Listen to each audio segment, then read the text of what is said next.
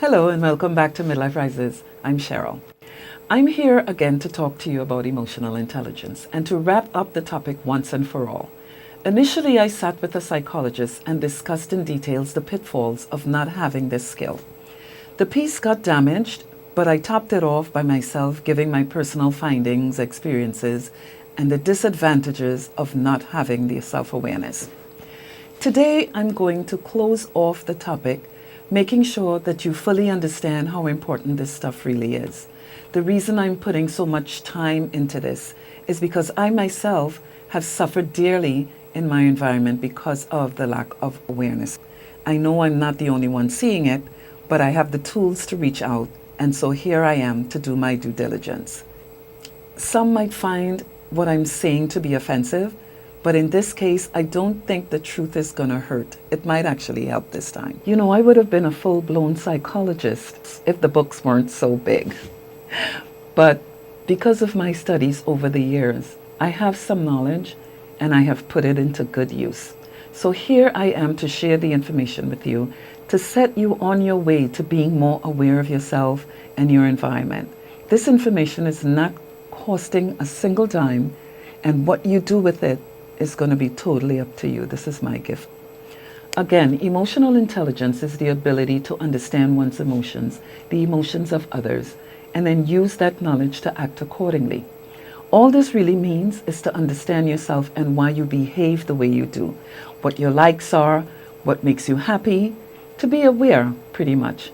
And then in turn to be able to understand the people around you, having the capability to read facial expressions, have empathy and humility and so on. It goes more in depth, but that's pretty much it in a nutshell. Just being aware of your environment. Our feelings are controlled by our emotions, anger, fear, envy. And the part of our brain that is responsible for our emotions, memories, things of that nature is called the amygdala. We have an amygdala on each side of our brain. It resides on the left and the right in what we know as the limbic system. Without getting too much into details on that, on the full aspects of it, the amygdala is capable of pulling memories and totally taking control of your thoughts, which would explain a lot. I came across a very interesting video a couple of months ago. Larry Belita.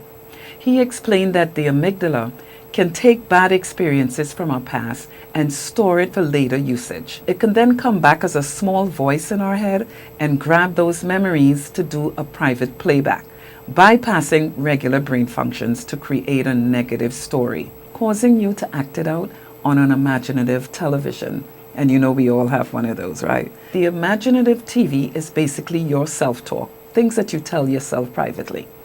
Anyway, the individual can then follow through by playing out those bad feelings to whoever is close. And in those cases, it's usually like a spouse or partner, what have you. What I found fascinating is that the brain can trick you into believing what was experienced in the past should be applied to your present situation, regardless of how it is at the present time. Like, you know, if you're happy, it throws you into a delusional state. What is more disturbing about that is you don't even know it's happening because you didn't train yourself to do that periodic self-evaluation. I think the worst thing that can happen to a person is to not have insight on the way he or she behaves. This is where the emotional intelligence comes in. And if you end your day with thinking about your behavior, why you did what you did when you did it, this lifestyle would arm you with awareness to understand yourself and your behavior. Because that's very, very important. And a lot of people, believe it or not, they're just not self-aware. It is my belief that the lack of recognition for this skill is the reason why the world is in such chaos today. And it's simple things that you can observe to see what I'm talking about. People are angry, they're hurting, emotions are flying all over the place, and the ones that are trying to keep it together are caught up in it. Who am I referring to? Is it you? Is it me? I mean, who knows? The psychologist that you're discussing your issues with, are they in their right mind? I mean, how do you know? How can you tell? How can you really tell that someone is in their right mind? When you train yourself to be aware of yourself and your environment, you acquire certain skills, emotional intelligence skills. Knowledge is power. And I've always been curious. One of the things I've always been fascinated with is the human mind. From high school, I was studying Freud's interpretation on early development of the mind. This is why I love children. If you observe them, you'll see that they are the purest beings on the earth. There are absolutely no influences from their bad experiences, as I was talking about earlier. So their minds are receptive, and it's pure and it's clean. It's noted that we become aware of ourselves from the age of 2. I want to go higher with it. So I would say you become fully aware in my book. I'm talking about when you really become aware of your sex appeal and so on. For me, it was around age 13. So I will be using myself as an example. Now, this word experience is the key. It's important because as we advance in age, we're supposed to really be learning. There is no real excuse for doing things otherwise. If we don't learn from our experiences, then we're basically just repeating the same mistakes over and over, which includes reckless behavior, hurting other people that we care about, and conversely, not being able to identify what we need to do to be better human beings, to make ourselves happy, to grow. Technically, we're supposed to grow mentally as well as physically as we grow older or advance in age, if you will. That is what we're supposed to do, but guess what? A lot of us are not doing that. We're just advancing in age as we go along, and a good percentage are not growing at all. And the term for growing older and not advancing, not developing, it's called immature. Emotions are tied into all of this. Because we're not able to identify with our emotions, we're not growing. This is why people you know and love are suddenly strangers to you. It's almost like they're not the same person, like they're aliens. Well, the reason for that is because as they have these experiences, they're not able to control their emotions. And so therefore, it's kind of switching their personality up, and sometimes for the worse. Because as time goes by, it's almost like you don't even know that person that you knew all your life. I mean, it's serious. It's very, very serious. The older they get, is the more their personality kind of conforms to their imaginative TV. What I'm telling you is very sad because depending on their experience, that's what their imaginative television show is going to be all about. And it doesn't necessarily have to be what's happening, but this is how they're interpreting it and they're reacting to it. A good part of our population are going after material things to define who they are without thinking about who they're supposed to be inside, to grow inside. So when they achieve whatever it is that makes them feel whole, they just need to move on to the next item because they're still empty. The fulfillment is missing. When I started out in the business world, I was excited. I was very, very excited about my, testing out my new skills, my environment, my achievements, my life. I was just happy. And once everything was in place, I have to tell you, I received complete thunder from people all around. I was climbing up the career ladder, everything was in place, but something was going on, something that I could not understand. And I mean, I would be on a job and I could not stay in the same position past, let's say, 3 years. I started to question myself because I was wondering if something was wrong with me. I had the skills, I did my job well, I looked professional, and I dressed accordingly, but something was going on that, it was just like I had no peace on the job.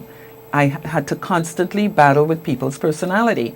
And me, I tend to be a happy, gregarious person, an outgoing person, and not everyone likes to be around someone like that. I used to go home every day going through my head, where did I go wrong for the day? What is it that I did to make this person react the way they did?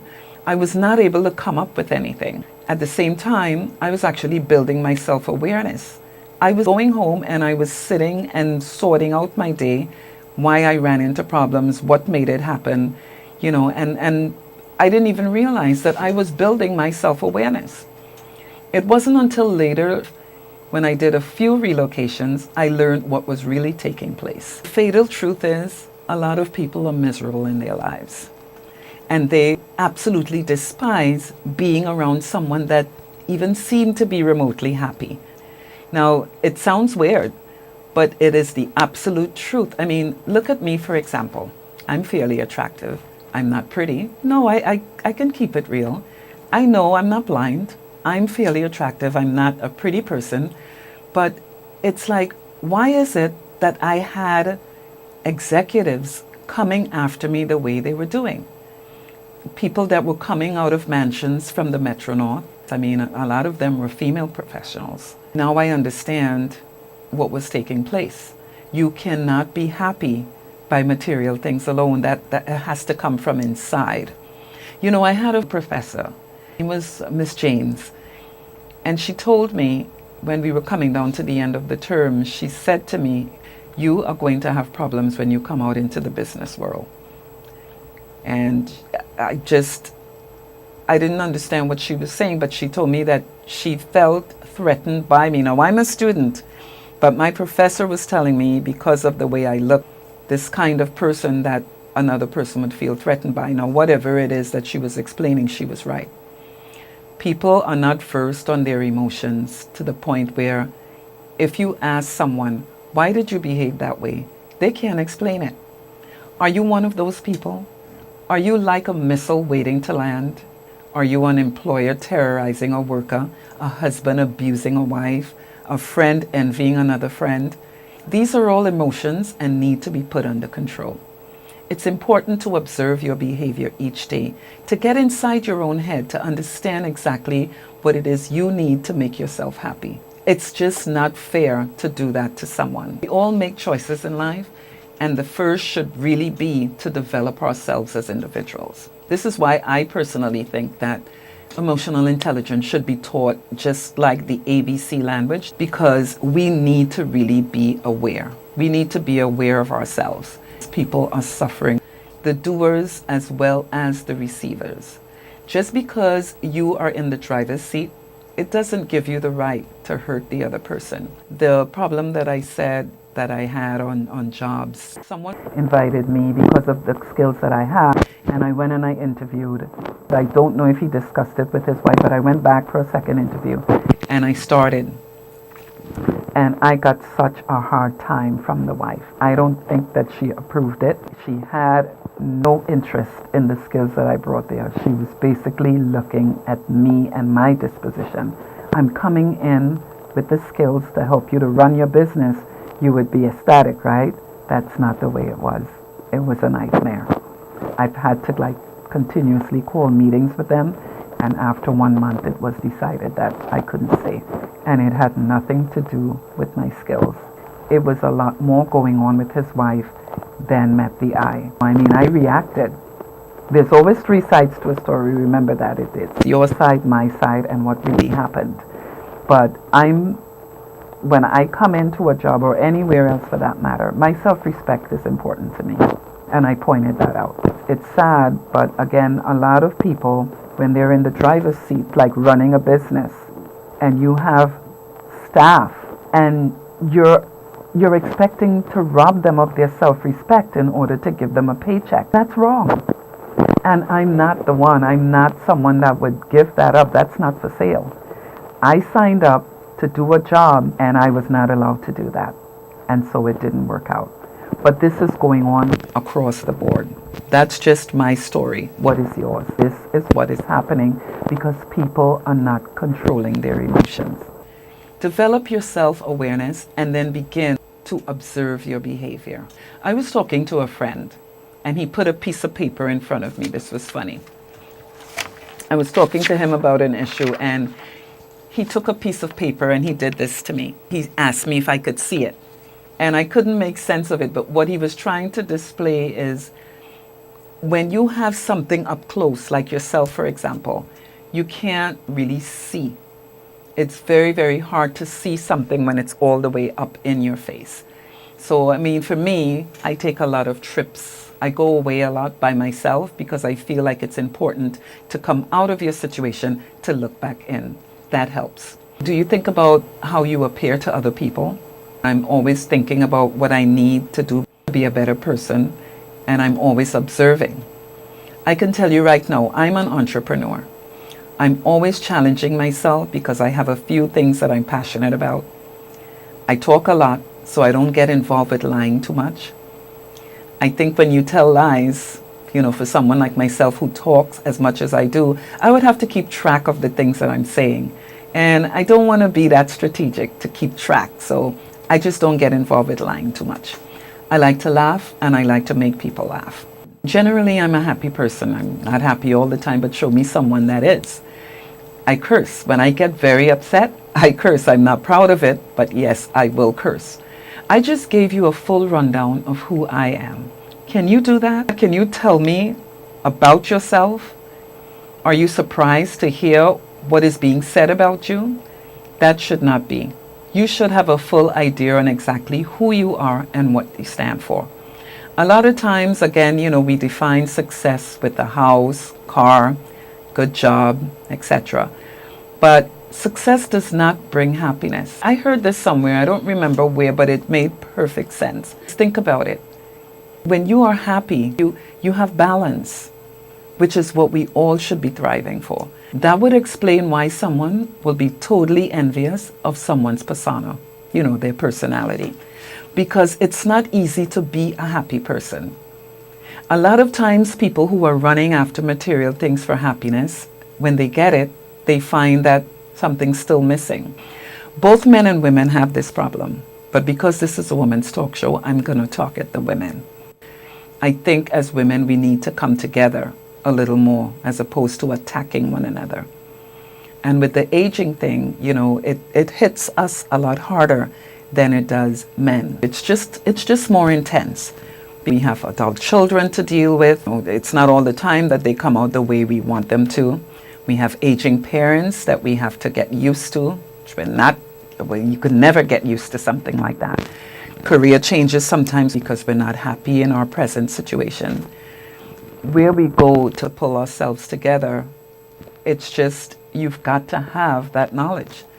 It's going to take some effort, but it can be done with self-awareness, which is emotional intelligence. I talk about this thing over and over and over, because if you're not able to define what the problem is, if you're not able to tell that you have a problem even, how are you going to fix it? This is why an alcoholic, when you go for these meetings that they have, they immediately make you mention your name. My name is Cheryl and I'm an alcoholic. They do that for a reason, because they want you to identify with the fact that you do have a problem.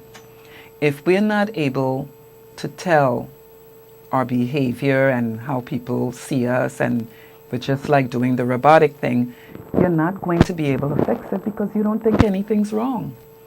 We have to develop that awareness of ourselves as well as our environment before anything can happen. We are dealing with midlife now. You're past 40, 50. This is a very, very crucial time. You have to have your emotions in line. We've got people with mental disorders now, depression, bipolar, a lot of different sicknesses, mental illnesses, and this is because they don't have control over their emotions. And it doesn't need to be like that. You just have to pay attention. Make a log, sit every day and sort out what you did for the day, why you got upset, what triggered it, what it is that you need to do to be a better human being, to be a good person, to have fruit of the Spirit, have neighborly love. There are people every day that are going through life and they're just not versed on what it is that they need to feel whole. And they are tipping 56, 57, 58. A lot of people are dying at 57. And I believe it has to do with emotions because, sadness for a very long time brings on depression. And that is why a lot of people are suffering from depression, because they're living, like make-believe lives, staged lives. You have narcissists, people who are making up stories to just try and impress. No one's being themselves now. We're in the cell phone age where people barely want to look at you when they talk. As you're approaching midlife, try and build yourself as an individual. Build character and morals, ethical values, empathy, humility. These are the things that make us whole. These are the things that make a good, solid human being. You don't have it because you made the choice. Don't turn around and try to rob somebody else of what they've been building to try to be whole and to be happy. It's just not fair. As I said, we've got a lot of sicknesses, anxiety, depression, bipolar, narcissistic behaviors. These are all offsprings of uncontrolled emotions. I know I'm being brutal, but like I said earlier, in this case, the truth is not going to hurt. It might actually help. If you have adult children, whether it's men, women, you have adult children. So you have to be able to keep yourself aligned, because even though they're adults, they still need direction. You were here before them, meaning you're the one with the wisdom. You've got to be able to not only control yourself, but to be sort of like a foundation for these adult children. Sometimes they don't turn out the way they're supposed to or the way you thought they were going to. They have their own personalities, whether it's good, bad. You have to be receptive to who they are at this time, and that takes a skill in itself. I mean, I have situations, and now I'm giving tough love, because after a while, that's what you have to do. You have to know how to separate yourself. You have to know how to cope. These coping skills, they're all falling in the bracket of emotions. You've got to deal with death in the family. It's not guaranteed that we all will get to the 80s and 90s. People are dying very young now because the coping skills are not there. The world is just in disarray because emotions are not being controlled. You've got adult parents that no one taught us how to cope with that, how to watch a mother or father that you knew to be a very strong and independent person, and now you're looking at them, just like fragile and just out of control or losing their memory. It's a lot. How are you going to cope with your environment? How are you coping with yourself? What kind of self-talk are you doing? Emotional intelligence is a very, very serious topic. You've got to really prepare yourself, because 56, 57, these are important age groups, because for some reason, like I was explaining, you can have that imaginative television, and if you don't have it under control, if you can't control it, then you're completely out of whack, and you need to be tuned into yourself. A couple of months ago, my family and we actually lost 2 family members back to back. And it happened because they weren't able to control what was going on in their lives. And so things just went awry, it went crazy. And they wound up getting sick, and death followed. So being able to control your emotions is a lot more than, like I'm saying, have emotional intelligence. It is very, very serious. We are focusing on emotional stuff because the foundation needs to be there. Then you have some people that don't believe in Jesus. Spirituality is very, very important at this point, because you have to have something that you believe in. You have to have principles. And these principles, they all point back to the Bible. Even like having fruit of the Spirit. Having fruit of the Spirit is just being a really good person, being a loving person, because remember, God is love. And because we're not able to control our emotions, I mean, things are just all over the place. You've got vindictiveness, you've got, like I said, envy and jealousy, and people are getting sick from not being able to control the emotions and having all of these issues going on with them and not being able to control it. Anger sets in. And after a while, that stuff becomes poisonous to your system, because you really should be a happy person. And you can only be a happy person when you feel good inside, when you don't have any bitterness. Because when you have room for bitterness, you really will not have room for love. And God is love. So it all intertwines, having that emotional intelligence, having insight, self-awareness, where you can show empathy and humility and just be sensitive not only to yourself, but to someone else. This stuff is important. It might sound like it's not, but it has a lot to do with your self-growth and you being a person of good character, a person with morals, good ethical values. neighborly love, that kind of stuff. So we want to invite you to visit our website, midliferises.com. It is an online fashion magazine and it is catering to women 40 and over. But the fashion part of it is not really our focus right now. It's getting ready to be. The readings for your growth, your self-growth, and your self-awareness, that is what we're focusing on now. And we are wrapping it up with the emotional intelligence part, and hopefully you will have that foundation so that we can move into the fun, to bloom as you grow older. You can only do that if you are centered within yourself. Having self-awareness, be aware of your environment, being able to pick up how the other one feels. And that is emotional intelligence. So, as a middle-aged woman, from one to the next, we have a lot that come at us. There is nothing wrong with being young at heart, but you've got to be an adult in the sense where you are well-rounded, because our kids need us and the next generation is depending on us to show them the way. It's like you get to a certain age and you're supposed to be defective, and it's not so. If you've reached to the stage where you feel like you're over the hill, so to speak, and you didn't fulfill your passion, write us at info@midliferises.com. Write to us and let us hear your story, and we will assist you in going after your passion. Visit us at midliferises.com, and we do hope to hear from you. Thank you so much for spending the time with us, and we will see you next time. Bye now.